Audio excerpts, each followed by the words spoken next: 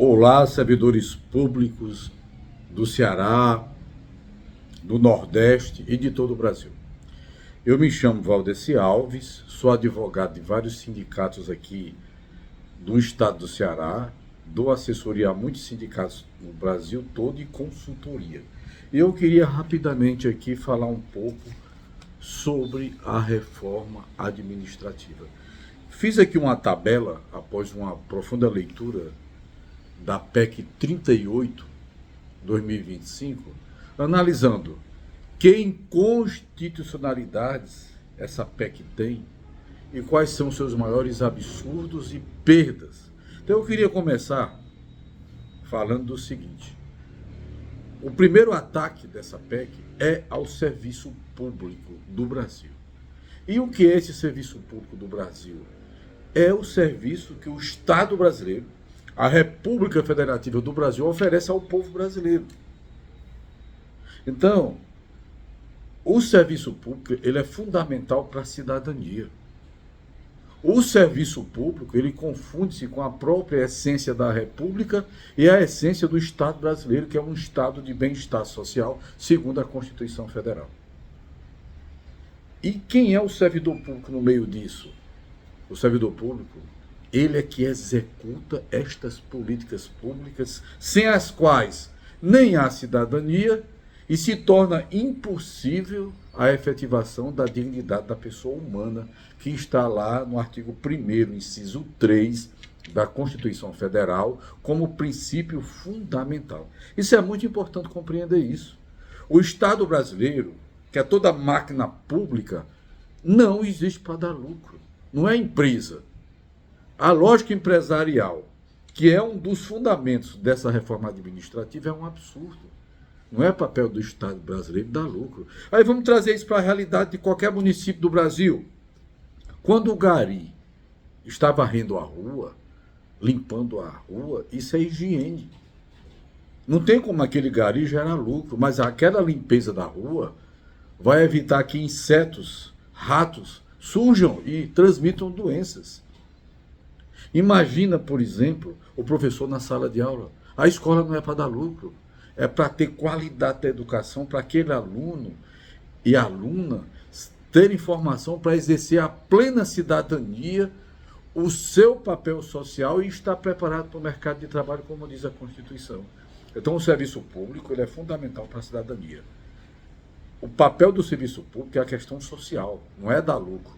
Só em dizer isso, o que a gente pode dizer? É um absurdo ouvir deputados dizerem que a máquina pública agora vai ficar eficaz porque ela vai adotar a lógica empresarial. O setor privado que não é exemplo para ninguém. As terceirizações são um absurdo. Se você for no supermercado comprar um queijo e não olhar a data de vencimento, talvez aquele queijo vendido já esteja vencido. Aqui no Ceará, a terceirização da linha férrea que ia de Fortaleza ao Crato, de Fortaleza ao sul do Ceará, quando foi terceirizada, abandonaram a linha e foi tudo para o espaço, virou ruínas. E hoje estão refazendo a Transnordestina, onde antes tinha a ferrovia. O setor privado não é exemplo para ninguém. Mas não é mesmo, porque se você pesquisar nas redes sociais, de quando em quando o Ministério Público da União descobre trabalho escravo nos dias atuais. Pessoas escravizadas nos dias atuais pelo setor privado. Bom, não há dignidade da pessoa humana sem a garantia dos direitos sociais e fundamentais. Direitos sociais estão lá no artigo 6 da Constituição. Direito à educação de qualidade. Direito do pobre à saúde de qualidade. Direito à segurança. Direito à cultura. Direito à previdência, direito à proteção dos vulneráveis. Onde é que você, concedendo BPC para quem é pobre, aí que meta vai estabelecer? Dar lucro? Quando é o contrário, o Estado vai ter despesa para os mais vulneráveis. Então é preciso ter muito cuidado com esse discurso mentiroso de que vai aumentar a eficiência no setor público porque vai adotar a lógica empresarial, vai adotar a lógica do setor privado que vive de exploração. Para você ter ideia, hoje se você for no supermercado, antigamente você comprava uma dúzia de ovos, eles mantiveram o preço e agora só tem 10 ovos. Isso é o mercado. Isso não é exemplo, isso é exploração. O obsoletismo, que consiste em fabricar coisas para estragar rapidamente para vender outro, essa é a lógica empresarial. Isso não se aplica ao setor público. E quais são esses direitos sociais que eu acabei de enumerar aqui, mais importantes para a sociedade? Estão lá no artigo 6º, vou repetir: direito à educação, direito à saúde, direito à segurança, direito à cultura, direito à proteção dos vulneráveis. Esses direitos, que são direitos sociais, isso tem a ver com a fraternidade, com a solidariedade. E o lucro não entra aí. A questão do capitalismo, do lucro, é parte da competição. O artigo 3º da Constituição fala em quê? Que é papel do Estado brasileiro. Do Estado brasileiro. Construção de uma sociedade livre, justa e solidária, tendo como prioridade a erradicação da pobreza, o combate à desigualdade social e à discriminação. É um absurdo querer aplicar a lógica empresarial do setor privado, que não tem ética, que é desumana, que destrói o meio ambiente, que trabalha em cima da competição, que hoje contrata pessoas dentro da lógica da pejotização, ou seja, a pessoa vira empresa e é contratada, não tem direito a INSS, a hora extra, a nenhum direito social. Por quê? Porque essa lógica é a lógica do lucro.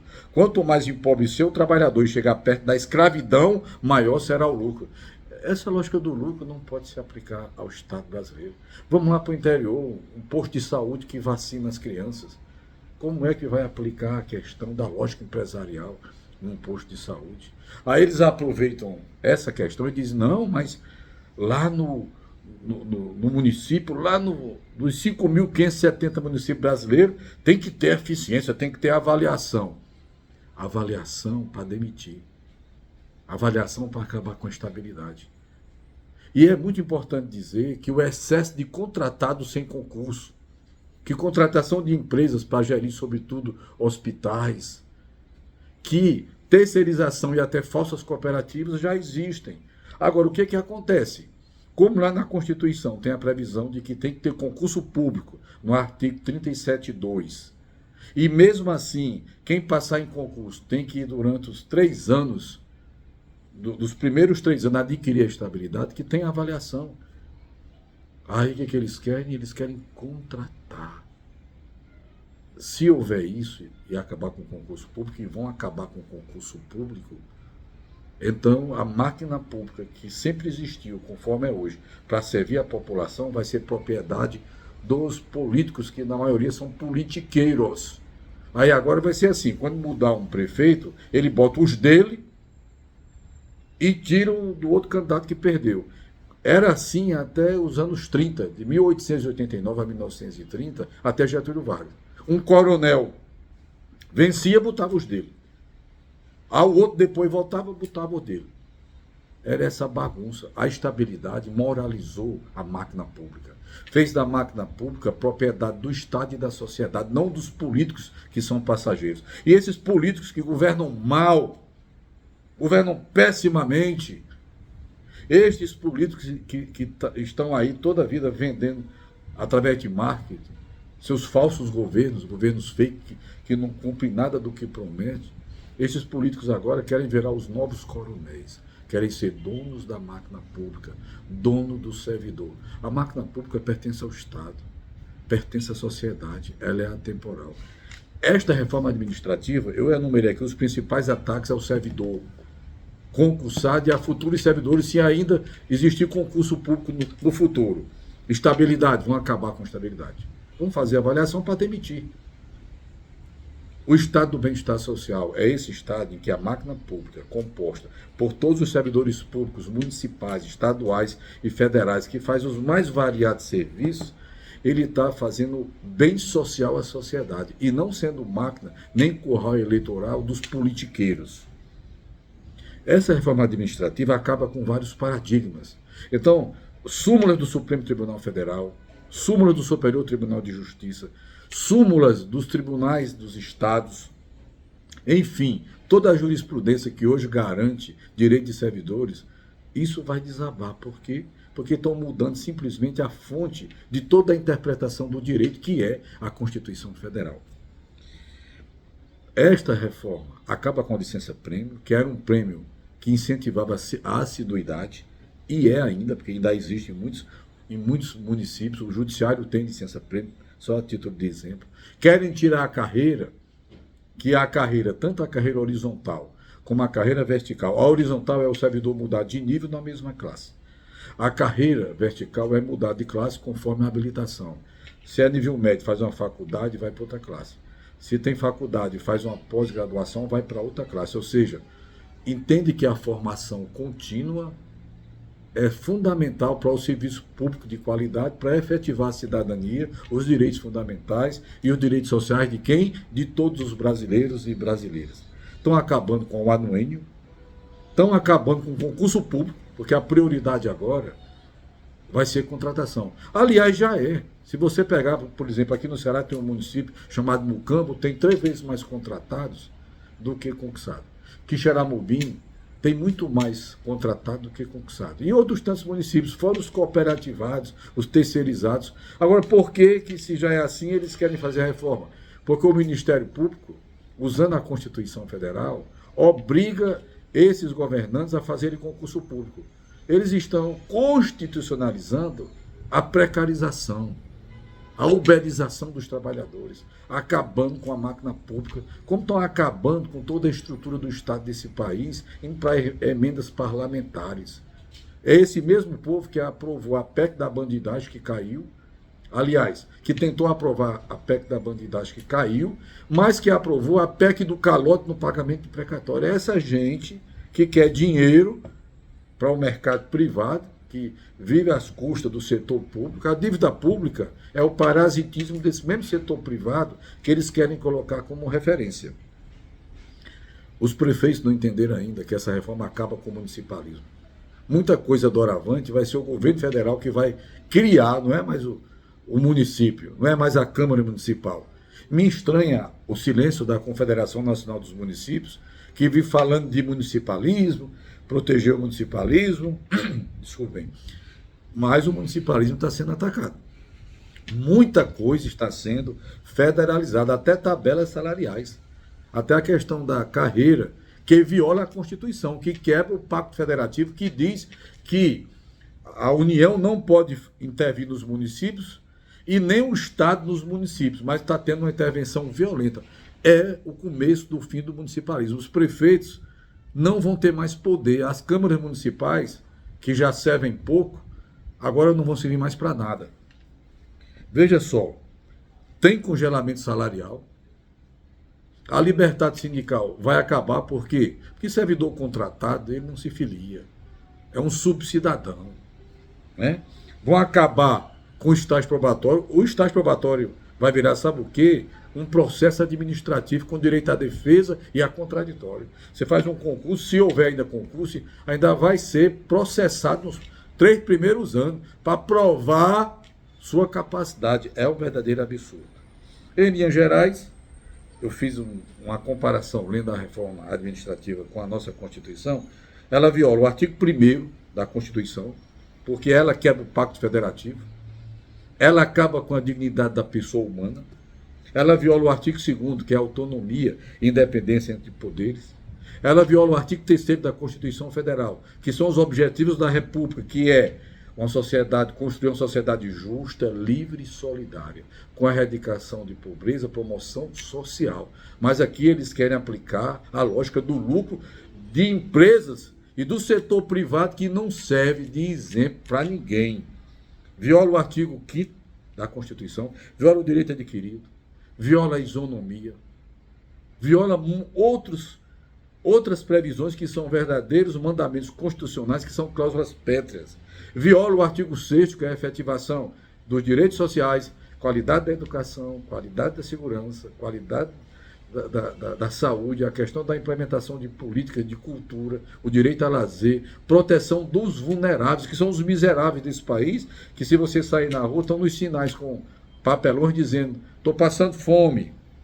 Viola o artigo 18, que diz que os municípios são autônomos, mas do jeito que está aqui a reforma, a União agora é que vai governar tudo. Os municípios vão ser só um nome, prefeito vai ser só um laranja, um enfeite lá, sem autonomia.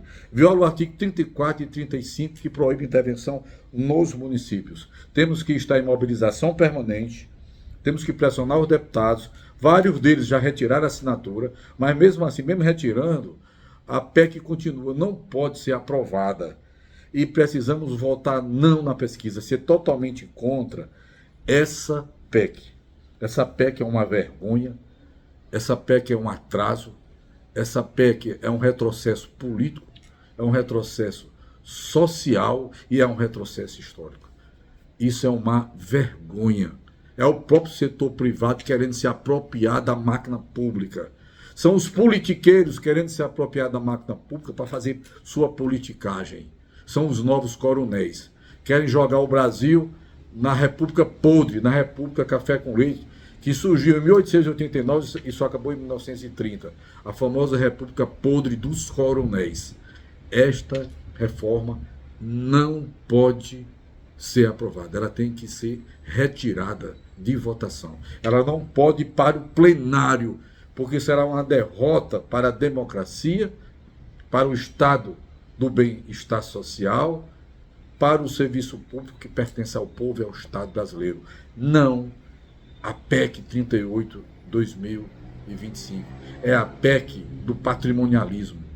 É a PEC do novo coronelismo. É a PEC da apropriação da máquina pública. É a PEC que envergonha a política no Brasil com deputados que assinam a tragédia social desse. Essa PEC só pode ter um destino: o lixo da história.